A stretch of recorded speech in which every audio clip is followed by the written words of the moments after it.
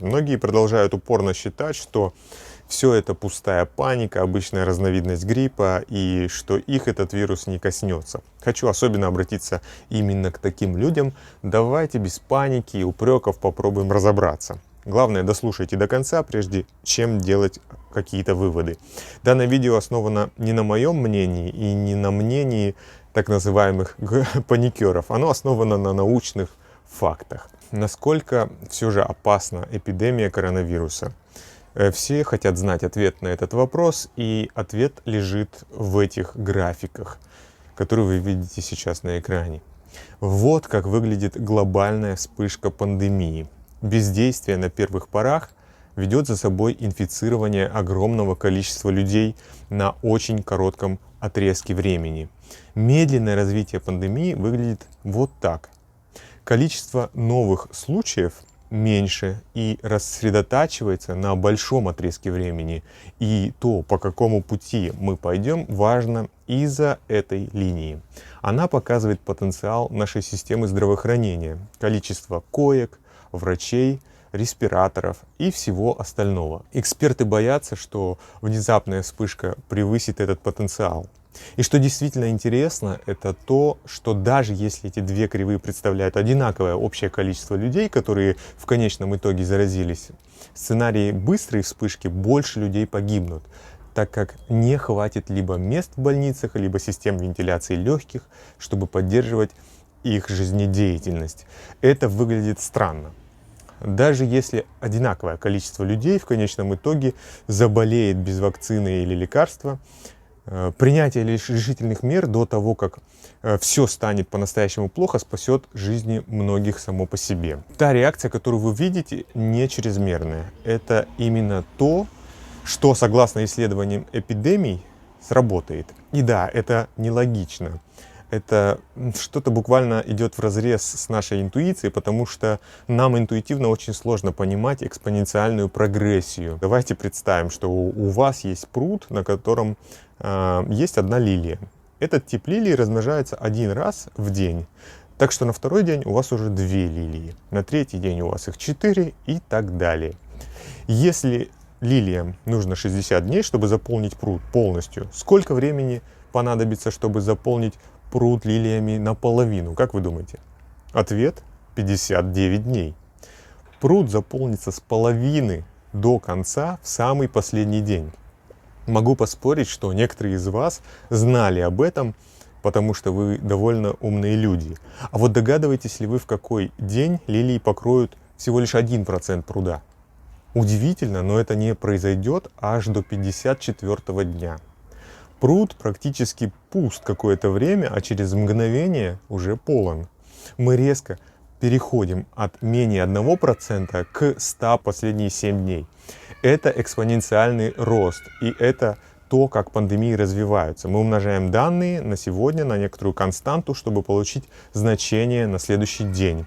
Промежуток не обязательно должен быть 1 день, просто мы это взяли для удобства отображения, и взяли для примера лилии. Начиная с середины февраля количество заболевших каждый день было от 1,1 до 1,4 раз больше, чем в предыдущий день. Число более 1 говорит о том, что каждый день новых случаев становится больше, чем в предыдущий. Как видите, число заболевших начинает расти очень быстро. Экспоненциальный рост может ужасать, но очевидно, эпидемия не может продолжаться вечно, наполняя Вселенную вирусами по нескольким причинам. Вирус либо заразит всех, как наши лилии наполнили пруд, либо, что на самом деле и происходит, вирус столкнется с нехваткой людей.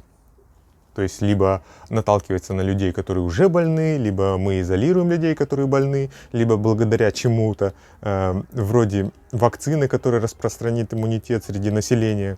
Но со временем темпы роста, естественно, замедлятся, и наш график общего количества случаев будет выглядеть как-то так. Это называется логистический рост, а кривая S-образная, что странно, но она и вправду напоминает латинскую букву S. Запомните, высота любой точки нашей кривой S говорит нам о том, сколько всего случаев накопилось к этому дню. Но если мы посмотрим на наклон кривой в этой точке, это укажет нам на рост случаев в этот день. Что логично, малый рост в начале, стремительный рост позже, и затем рост снова сходит на нет. А вирус либо умирает, либо затаивается. Если вы проходили высшую математику и вычисляли производные, вы догадываетесь, к чему я вас подвожу. Собирая разные угловые коэффициенты вдоль нашей кривой, мы получаем вот это. Это то, что, по мнению медиков, может сокрушить нашу систему здравоохранения. Но, к счастью, мы можем заставить нашу производную выглядеть вот так, если мы изменим нашу кривую S. Мы этого добьемся, уменьшая постоянную, на которую мы умножали случаи каждый день, формируя экспоненциальный рост. Важно понимать, что от вируса, с которым люди никогда не сталкивались раньше, как от того, который вызывает COVID-19, ни у кого нет собственного иммунитета. Единственный способ снизить темп роста заключается не в поиске лекарства или чего-то в этом роде, а в том, чтобы замедлить инфицирование и удержать болезнь от распространения. Настоящая вспышка разыгрывается так. У вас есть чаша с зараженными людьми, один, и у вас есть чаша с людьми, которые еще не заболели, S.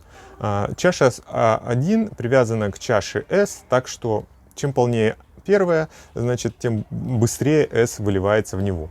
Но также люди все время выздоравливают. Так что чаша I имеет отверстие, через которое содержимое просачивается в чашу R для выздоровевших людей с определенной скоростью. Так что если мы сможем снизить скорость вытекания из чаши S в чашу 1 радикальными мерами, 1 вытечет в R, и мы перестанем наклонять S. Если наша чаша зараженных людей пуста, мы связываем вирусу руки. Так что если так случилось, что мы не смогли остановить вспышку заболевания или пандемию, и в конце концов одинаковое общее количество людей заразятся, тем не менее очень важно замедлить появление новых случаев, чтобы сгладить кривую и удержать пандемию от разрушения системы здравоохранения. В 1918 году, в первые дни худшей пандемии гриппа в истории, город Филадельфия проигнорировал предупреждение и провел парад с участием 200 тысяч человек. 3 дня спустя каждая койка в больнице Филадельфии была занята, и 4500 человек умерли в течение недели. В то же время в другом городе Сент-Луис через 2 дня после выявления первых случаев закрыли все школы, детские площадки и даже церкви. Рабочие смены были изменены. Собираться группами более 20 человек было запрещено.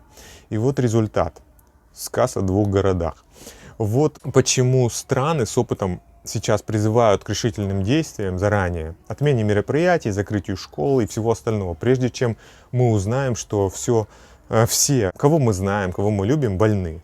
Потому что в ситуации как эта все выглядит нормально, пока не становится слишком поздно. И если мы ждем, пока заболеем, то может быть уже поздно. Оставайтесь любопытными и мойте руки. И огромное спасибо всем, кто поддерживает наш канал, подписывается и ставит лайки. Ваша поддержка помогает нам делать такие ролики быстрее, давать качественный контент для людей, которые очень сильно в этом нуждаются. Берегите себя и всем пока.